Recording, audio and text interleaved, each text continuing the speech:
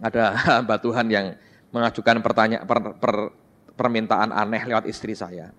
Dia berkata, bisa nggak Pak Petrus ke kota kami, saya mau kumpulkan orang-orang ini saya mau kumpulin. Dia suruh Pak Petrus menyampaikan apa yang Bill Wilson sampaikan. Saya ngomong sama istri saya, rambut saya belum terlalu panjang, saya nggak punya tumor otak, saya nggak punya TBC, nggak punya hepatitis, dan tidak sakit jantung, dan saya belum pernah ditembak orang, belum pernah dipukul dengan batu bata kepala saya belum pernah diinjak-injak orang, saya belum pernah berantem sama drug dealer, saya belum pernah ribut sama orang, jadi suara saya tidak separuh dia, saya nggak bisa ngomong seperti dia. Nggak ada yang bisa niru, dan Anda tiru siapapun tidak bisa. Ya, kalau orang itu sangat kuat mempengaruhi hidupmu sekalipun, di beberapa bagian dari hidupnya Anda bisa tiru, caranya khotbah, gayanya, modelnya, Anda bisa tiru. Tapi Anda tidak bisa jadi seperti orang yang bersangkutan. Nah, apa yang saya mau bagikan dong hari ini, kalau siang hari ini lebih banyak kepada beberapa hal yang saya mau ajak kita mendalami lagi, karena begini sebetulnya. Sebelum dan sesudah dia melayani Anda kalian di mimbar, dan kita tahu khotbah dia kan 1,5 jam ya. Dan sebetulnya yang paling precious, paling berharga yang didapat, yang saya pribadi dapat itu adalah ketika saya buat percakapan, diskusi, pendalaman dari apa yang dia sampaikan atau apa yang akan dia sampaikan di belakang mimbar itu, saudara. Dan itu keuntungan yang saya punya dan Anda tidak punya. Dan itu yang sebetulnya menarik sekali, karena di dalamnya ada banyak hal yang lebih terbuka, lebih detail, lebih gamblang dijelaskan, tanpa harus berhati-hati untuk menggunakan bahasa yang bisa ditangkap oleh orang kebanyakan secara mudah. Dan tetapi karena Anda toh hamba Tuhan dan Anda sudah belajar begitu banyak, sehingga saya ingin sampaikan beberapa hal yang ini merupakan bagian-bagian dari pendalaman hasil conversation, percakapan, diskusi yang saya bicara dengan dia, even sampai tadi pagi sampai antar di airport.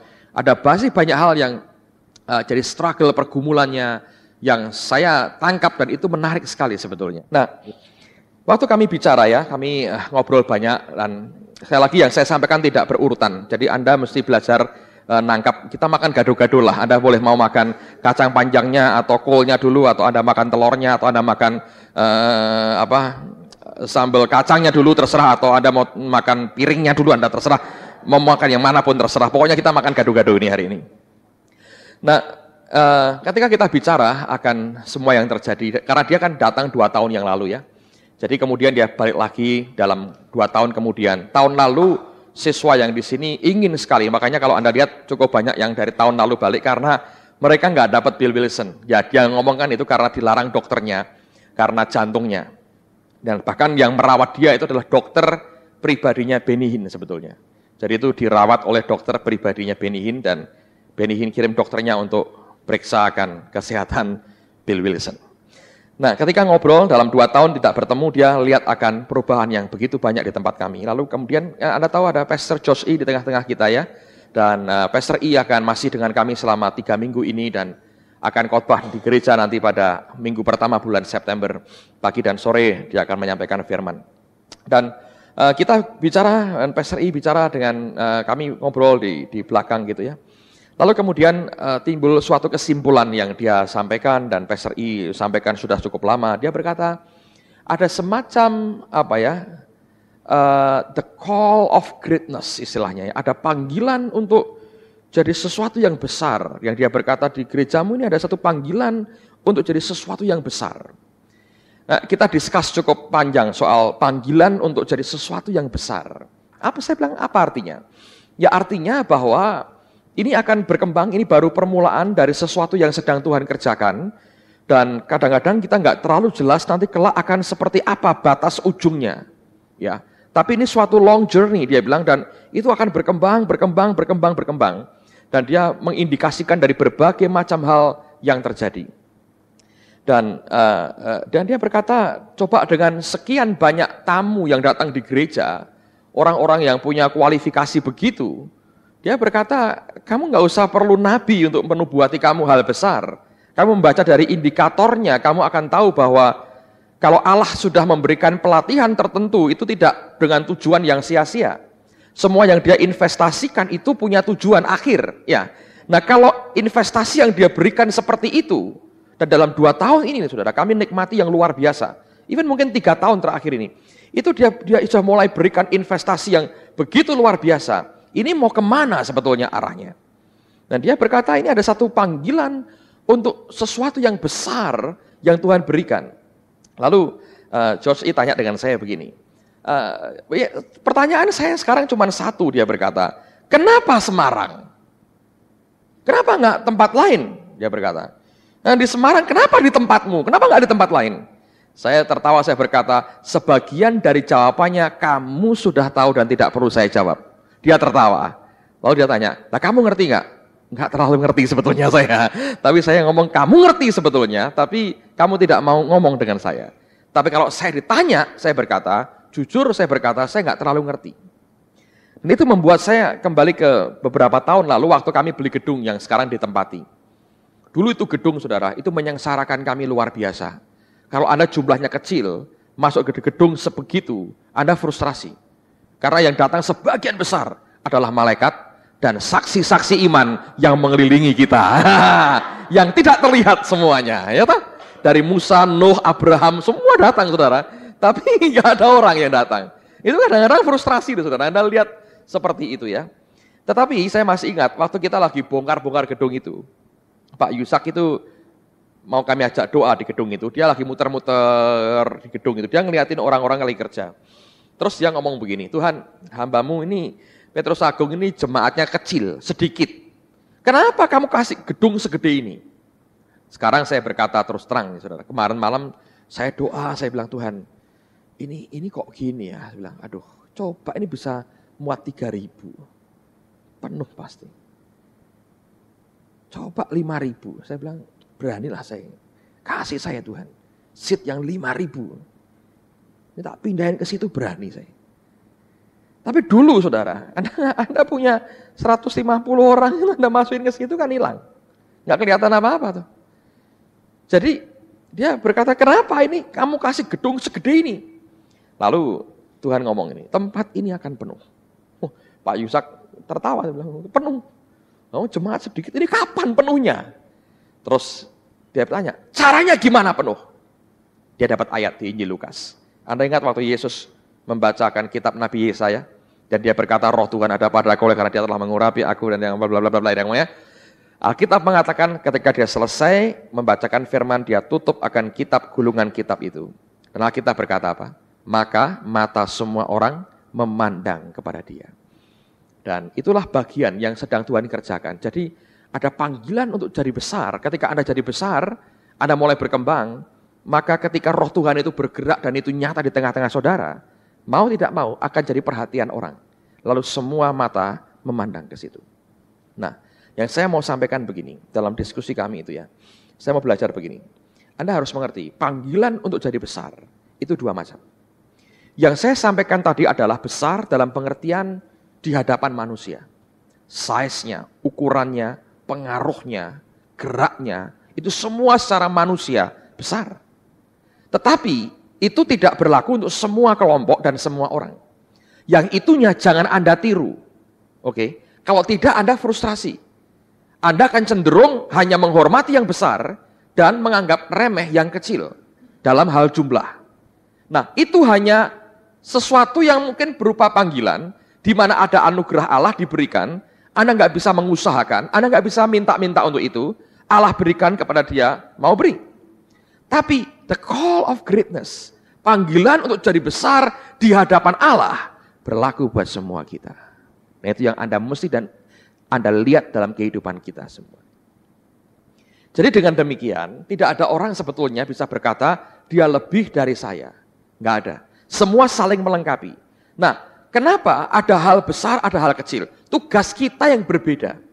Nah, tugas yang berbeda itulah yang menentukan di hadapan manusia itu orang kelihatan besar dan kecil. Tapi kalau orang itu sekalipun dalam pandangan manusia dia kecil, dalam pandangan Allah dia besar, tidak bisa ditipu, saudara. Tetap akibat yang ditimbulkan dari hidup orang itu luar biasa. Sekalipun dia tidak punya terlalu banyak hal di sekitarnya. Tapi kemanapun dia pergi, apapun yang dia sampaikan, cara berpikirnya, cara bicaranya, urapannya, orang semua tahu dia besar di hadapan Allah. Dan sebetulnya itu boleh berlaku buat semua orang percaya. Karena Tuhan tidak pernah membeda-bedakan anak-anaknya. Amen, saudara. Nah, jadi Anda jangan ngejar fisiknya. Banyak orang keliru. Pertama-tama ngejar fisiknya, Anda akan frustrasi. Dan tidak akan pernah bisa selesai menjalankan tugasmu. Nah, saya berkata tadi bahwa kalau kita besar di hadapan manusia, itu semata-mata karena tugas yang Allah berikan buat kita. Mengapa Pak yang ini besar, ini kecil? Itu saya nggak tahu kadang-kadang, saudara. Itu betul-betul karena kemahakuasaannya, kedaulatannya. Dia mau berikan apapun kepada siapapun, terserah dia. Oke, saya beri contoh begini. Kalau Anda sama-sama orang yang ahli soal bongkar pasang tanah, ya, yang seorang diberi tugas untuk meratakan bukit, itu kan tanah. Yang seorang diberi tugas untuk menanam sebuah pohon bunga. Alatnya sama atau beda? Tidak mungkin sama. Yang meratakan bukit diberi bulldozer, diberi dinamit. Ya, semua peralatan berat diberikan. Waktu dia gerak, gemuruh, bum, bum, bum, bum, bum, bum, bum. Nah, orang lihat, wih, apa yang terjadi? Bum, bom meledak, bukit diratakan. Tapi ketika tugasmu menanam sebuah pohon mawar yang berduri, Anda perlu cuman skop satu. Paling banter cangkul. Ya kan? Kalau itu diberi bulldozer, Anda akan membuat kolam ikan namanya. Dan itu mawar akan hancur, terlindas oleh bulldozer. Nangkap, saudara? Jadi biarlah masing-masing kita itu aman dengan panggilan Tuhan masing-masing dalam hidupmu. Aman aja. Kesalahan banyak orang adalah, orang itu kalau jalan, lari ya dalam perlombaan yang diwajibkan buat kita, sukanya noleh-noleh. Seperti siapa? Petrus. Tuhan ngomong begini, 3 kali kan? Feed my lamb to sheep. Lamb, then feed my. Nah, dia ngomong 3 kali, diberi tugas oleh Tuhan, luar biasa, terakhirnya nggak enak. Ya toh? Tuhan bernubuat, kamu nanti mati buat aku, Petrus. Itu kan urusannya dia. Lalu apa yang dia buat? Dia lihat kepada Yohanes. Nah, lihat ini. Orang selalu cenderung berkompetisi dengan sesama anak Tuhan. Nah, kapan Allah panggil kita berkompetisi dengan yang lain? Lalu dia tanya kepada Yesus, nah gimana dengan dia? Yesus tidak suka itu dengan pertanyaan begitu. Dia berkata, kalau aku mau tetap dia hidup, sampai aku datang tetap hidup.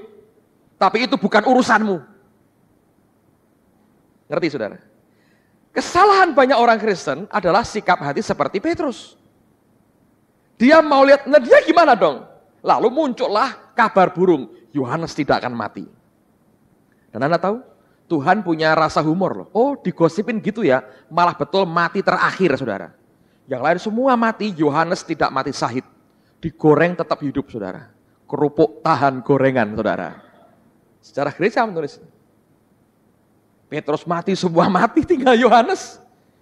Di Patmos lihat Yesus dalam kemuliaannya. Nggak mati-mati itu orang. Mungkin rasul terakhir sebelum Yohanes mati berkata, bener nih Yohanes kagak mati, gua terakhir yang mati, mati Yohanes belum mati. Tapi mati juga Yohanes kan. Jadi kadang-kadang kesalahannya adalah kita lihat orang lain.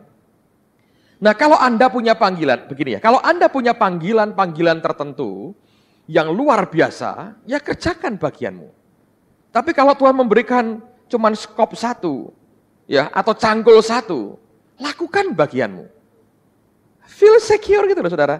Milikilah rasa aman dalam hidupmu. Nggak usah gelisah dengan apa yang terjadi pada orang lain. Biarkan itu berkembang dalam panggilan Tuhan masing-masing. Nangkap ya? Jadi saya mau begini ya, ini yang dibuat kesalahan, yang dibuat orang berkali-kali. Dan ini membuat banyak pendeta frustrasi. Saya harus berkata begini, Anda boleh melihat semua yang baik di sekitar Anda selama 6 bulan. Tapi jangan paksa gereja Anda masing-masing ngalami yang persis sama dengan yang kami alami. Nangkep?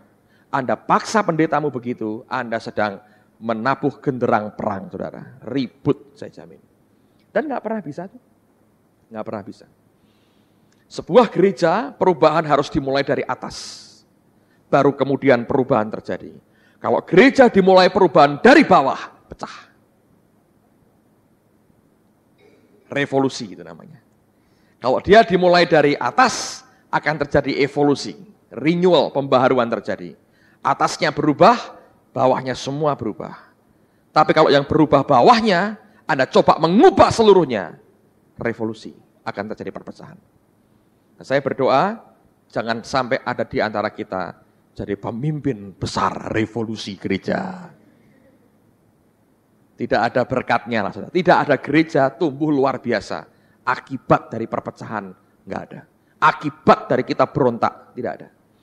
Dan Anda harus berperang melawan roh pemberontakan itu seumur hidupmu dan berat sekali untuk menanggulanginya. Oke, jadi saya ingin supaya masing-masing Anda mengerti. Nah, sekarang bagaimana supaya panggilan untuk jadi besar ini, entahkah itu di depan Tuhan atau depan Allah dan manusia terjadi. Anda masih ingat khotbah yang pertama yang dia beri nama The Invisible Line, suatu garis atau garis yang tidak kelihatan, yang Anda mesti lewati, ya. Nah, kita diskusi menarik sekali. Dan dia berkata begini, ini yang sebetulnya semua kita ini punya. Dan sampai kapanpun garis seperti ini tetap ada. Dalam level berbeda-beda. Jadi rupanya begini, ini imajinasi saya kira-kira. Ketika Anda lahir baru, ini adalah garis yang tak terlihat. Ini yang Konghi bilang kan, penjara dalam hidup kita. Itu sebetulnya bukan jeruji besi atau tembok 4 sisi. Penjaramu itu siapa? Itu di dalammu itu yang paling berat. The invisible line ini, garis yang tidak terlihat ini, itu di mana toh? Nggak ada. Nggak terlihat toh. Di mana sih? Di sini. Nangkep saudara. Saya cerita ya. Kalau Anda ke kantor saya hari ini, dulu kalau Anda tahu ya, kantor saya ini bentuk kan ini memanjang ini ya. Lalu ini ada lorong. Sekarang ada pintu nembus ke kantor besar, kantornya bersama. Dulu kantor saya ini kan sebenarnya space untuk kantor saya sebagai gembala. Tetapi pada masa-masa awal ketika kami ini penuh dengan berbagai macam keributan yang tidak perlu, singkatnya begini, karena dulu kami ini bergerak bersama-sama, lalu dalam perkembangan para teman-teman ini merasa berat sekali menerima saya sebagai gembala jemaat. Karena kami teman dari SMA. Ketika kami jadi gereja, itu kenyataan yang paling berat buat mereka. Mereka butuh pendeta supaya pantas toh, masa gereja nggak ada pendetanya. Tidak ada yang mau full time, kecuali saya full time. Jadi mereka harus terima saya sebagai pendeta, tapi kenyataannya mereka nggak mau terima saya sebagai pendeta. Ini teman. Apapun yang saya berkata Tuhan ngomong begini, mereka bilang, oh itu siapa bilang Tuhan berkata. Kita harus rapat berbulan-bulan untuk menentukan sesuatu yang nonsen sebetulnya. Dan akhirnya kacau balau semua, tapi saya tahu perasaan penolakan itu begitu kuat. Oke. Nah, semua orang, kalau Anda lihat dari kisahnya Bill ya, itu saya kalau dengar dia cerita, saya hanya bisa melihat seperti saya dibuat flashback oleh Tuhan, kira-kira hidup orang yang dalam panggilan Tuhan murni, itu mirip-mirip kok saudara. Itu kurikulumnya itu sama sebetulnya. Anda boleh sampai ke Siberia sana, kurikulummu sama. Ketemu orang yang nyengit, yang nggak masuk akal, yang nyakitin hati, yang nyebelin dan super sebelin itu Anda akan terus ketemu. Selalu ada itu orang-orang begitu. Ya. Karena untuk membuat Yakub jadi Israel itu pendidikan pertama itu kepada Om Laban. Ngerti? Itu pertama. Sebelum nanti ketemu Tuhan sendiri itu pertama-tama harus Uncle Laban ini yang mesti harus dihadapi. Diperas 20 tahun, diubah berapa puluh kali, 10 kali, gaji kok berubah, peraturannya 10 kali, berubah terus. Setiap pengutukan Yakub berubah lagi. Nah, akhirnya saya ngerti bahwa itu penolakan yang luar biasa. Nah, ketika ini kantor dibangun, kan kita perlu ruang untuk counseling dan perlu ruang dong untuk pendetanya. Mau tidak mau didesain ruang untuk pendetanya, tapi tidak rela hati mengizinkan pendetanya itu menikmati fasilitas space yang lebih besar dari yang lain. Yang di sini berkata, kenapa kamu punya tempat lebih baik dari yang kami punya? Ngerti? Itu perasaan penolakan begitu kuat. Tapi persoalannya, penjara pertama itu bukan perkataan mereka, tapi di dalam saya. Perasaan bahwa saya ini orang yang ditolak, itu sudah merupakan penjara buat hidup saya. Kalau saya orang merdeka, saya nggak peduli. Saya ambil tindakan, tong, selesai. Dan kenyataannya, tahun 94 toh terjadi juga. Setelah saya mengalami mulai dimerdekakan Tuhan, lalu 94 toh mereka pergi juga. Jadi kekhawatiran yang selama ini saya coba hindari, jangan sampai terjadi, toh terjadi juga. Ngerti? Nah, selama saya belum bisa breakthrough, sebetulnya saya di sini. Orang-orang ini tidak pernah pakai preman untuk ngancam saya, tidak pernah maki-maki, demo, unjuk rasa, nggak pernah, saudara. Tapi perasaan yang saya tangkap, dan itu betul sebetulnya, bahwa orang-orang ini adalah orang-orang yang tidak bisa menerima keberadaan saya sebagai pendeta, membuat saya terperangkap dalam batas garis yang saya sendiri buat. Dan sebagian dari garis-garis itu Anda sendiri yang buat. Tapi kalau orang berkata, terobos, Anda berkata, nggak bisa. Dan kalau orang berkata nggak bisa, itu betul nggak bisa loh saudara. Jangan disalah-salahkan. Wah goblok lu, langsung gini aja nggak bisa. Nggak bisa. Kecuali Anda bangun manusia batiniahnya, kekuatan di dalam makin kuat, tiba-tiba dia punya keberanian tambahan, bum, dia terobos. Apa yang pernah membelenggu dirinya. Nah, akhirnya ini kantor saya sekat jadi 2. Ini goblok sekali kelihatannya ya, tapi ini begini, saya sekat. Ini saya kasih untuk sofa. Saya ditanya, kenapa ini? Oh, ini untuk counseling dan terima tamu. Mereka happy karena, oh semua boleh dong terima tamu di sini. Boleh, senang. Jadi ini bukan kantormu, kamu cukup di sini. Nangkap saudara? Jadi akhirnya pada awal tahun ini, ketika ini saya biarkan cukup lama, saya merdeka cukup lama sebetulnya. Tapi kita memang biarkan, kita nggak spend uang apapun untuk membongkar kantor. Tapi ketika kita harus tambah ruang, tambah segala macam, saya berkata pada teman saya, yang pertama saya mau bongkar adalah ini. Karena ini tembok Berlin buat hidup saya. Yang di dalam sudah hilang, yang di luar saya sudah sebel ngelihatnya. Bongkar. Anda masuk kantor saya, very nice sekarang saudara. Bagus sekali. Bongkar habis. Habis. Sisanya itu masih ada sedikit yang tertinggal, saya berkata sebagai kenang-kenangan bahwa disinilah dulu aku dipenjara oleh diriku sendiri. Tapi kalau Anda nggak ngalami seperti yang saya ceritakan, Anda nggak ngerti yang diomongin apa. Tapi ini yang sebetulnya kenyataan, saudara. Itulah yang namanya bagian dari yang namanya the invisible line yang Anda mesti lewati dalam hidup. Itu kenyataan. Nah, nanti ketika ini lewat satu,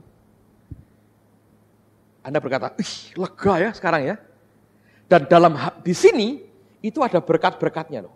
Ada nilai plusnya. Anda mulai bisa bergerak leluasa, Anda bisa pakai sepatu roda, Anda bisa main balet di situ, ya toh? Anda bisa bergulung-gulung, Anda berkata, nikmatnya aku ini merdeka. Dan Tuhan untuk sementara waktu akan mengizinkan Anda menikmati itu. Lalu Anda akan melihat orang-orang yang terkungkung, Anda berkata, ayo dong keluar enak, ini merdeka. Luar biasa. Tapi, lihat, dia bawa kita bergerak lagi. Setelah Anda jelajahi semua, tiba-tiba Anda sadar, nah aku kok muter balik ke tempat ini lagi ya. Lalu Anda berkata gini, ini ada garis lagi ini ternyata ini. Apa di balik ini sebetulnya? Di belakangnya ada apa lagi? Aku nggak pernah bisa ke sana ya. Setelah mungkin 1-2 tahun Anda mau muter gitu ya. Anda berkata, loh ini kok gini lagi ya? Nangkap saudara. Lalu Anda berhadapan dengan garis berikutnya. Dan itu yang harus dilewati lagi. Mungkin kali itu bentuknya berbeda. Bentuknya bukan sekedar orang-orang di sekitarmu yang menolak saudara. Bukan perasaan tertolak lagi mungkin. Tapi mungkin garis ini merupakan garis yang namanya loncatan iman untuk bisa menerobos. Anda berhadapan dengan suatu fakta di mana engkau berkata, aku mesti berkembang sekarang ini. Nggak bisa begini terus. Nah, saya mau beritahu saudara, ini yang hari-hari ini saya tuh gelisah sekali sebetulnya. Anda tahu dari mana puncak kegelisahan saya adalah hari Minggu kemarin. Waktu KKR anak-anak selesai, waktu Bill selesai, kalau Anda ikut di KKR-nya Bill ya, anak-anak itu kan diputar video tentang ministerinya Bill 2 tahun lalu. Saya lihat dari video itu, peristiwa 2 tahun lalu. Yang hadir tidak sebanyak kemarin, saudara. Ya, jemaat kami waktu itu masih sedikit. Tapi saya lihat waktu itu saya berkata, waktu di altar call kan hanya sebatas karpet itu aja penuh kan, kelihatan dari situ. Jadi artinya yang datang nggak terlalu banyak sekali. Dan Bill nggak ada orang kenal waktu 2 tahun lalu di Indonesia. Cuman saya berkata gini, kok gedung saya masih sama ya dengan 2 tahun lalu? Tiba-tiba, nah itu saya mulai sadar itu. Tuhan sudah mulai usik hati saya dengan berkata, kamu nggak banyak beda loh dengan 2 tahun. Gedungmu masih ini juga. Bentuknya masih ini juga. Yang beda memang isinya. Tapi dia sudah membuat hati ini sudah. Saya bilang Tuhan, makanya saya berkata, beri saya 3.000 berarti 5.000 lah. Beranilah saya bilang. Nah ini yang sedang kami doakan sebetulnya. Dan pada waktu dia bicara tentang mesti gali selokan. Ya, gali selokan itu supaya air dari mana? Edom, bagus. Anda masih ingat juga firman Tuhan ya. Ketika Anda harus gali selokan, itu artinya Anda harus menyediakan tempat, wadah untuk perkembangan. Ya kan? Sehingga besok saya mau buat meeting dengan teman-teman, karena kami Sabtu ada kebaktian itu untuk youth, untuk anak muda. Dan ini kami discuss dengan Bill, dengan Pastor E pada hari itu. Enaknya kalau kumpul ya, kalau ada hamba Tuhan lain yang kita bisa trust, kita bisa ngomong terbuka dengan mereka, lalu kita bisa diskusi langsung dengan mereka. Dan saya beritahu saudara, kalau Anda diberi Tuhan itu bulldozer atau traktor, saudara akan dilengkapi dengan banyak hal yang lain lagi. Tiba-tiba itu sudah klik datang sendiri, semuanya bisa tanpa diusahakan. Itu kasih karunia Tuhan. Selama Bill di tengah-tengah kami, ada hamba Tuhan lain datang. Dan mereka saling sharing. Saya dengerin mereka bicara. Bayar harga. Bayar harga. Tidak ada sesuatu yang besar yang Anda terima sebagai warisan. Enggak ada. Oh, karena saya anaknya si A. Saya mewarisi kebesarannya. Selama si A-nya masih hidup mungkin. Karena itu kebesaran dari si A. Tapi si A-nya mati atau pergi, anaknya belum tentu. Orang-orang sekitarnya belum tentu. Karena ini panggilan yang tidak mungkin didapat hanya sekedar Anda nunggu warisan. Tidak pernah diberikan. Ini harus diambil. Ngerti saudara? Nggak pernah diberi. Nggak ada cerita lah. Orang duduk diam-diam, bertapa sampai jenggotnya panjang. Lalu Roh Kudus datang dengan seperti raja wali raksasa. Bertahu, aku pakai engkau. Lalu kemudian dia berkata, hei orang mati di kuburan ini bangkit. Brung, brung, brung, brung. Zombie jalan tang. Nggak ada. Tidak ada. Yang ginian nggak bisa. Anda tunggu tuh nggak bisa. Kalau warisan orang tua Anda mau tunggu mungkin bisa. Saudara. Jangan harap yang ini ditunggu bisa, nggak bisa. Anda mesti ambil tuh. Ngerti ya?